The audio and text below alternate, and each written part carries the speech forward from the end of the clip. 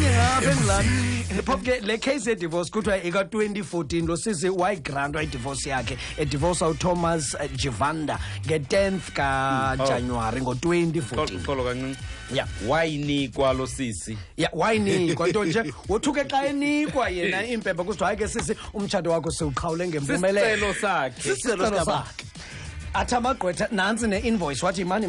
khame nge-invoice ngubana bethethe ngokuphela komtshato kuthiwa hayi kaloku sisi imiyalelo yakho ibisithi ufuna udivo uthi mna bencimbi yaba yenye into elight noba i-separation noba niwuphelise kaloku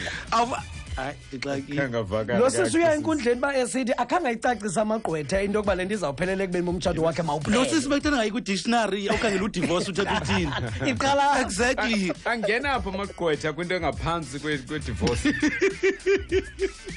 unyanisile mlupha kwagama eli lithi divorce sisi ubuqimba siphi exactly ubuqimba siphi uthi khaba nicacisele uyasuwisha ke ngoku esuwisha amagqwetha la for uphelisa umtshato wakhe inguye oye enkundleni eyofuna idivorce dlala ngathi lo manje wayikhaba ngaba kwasakhala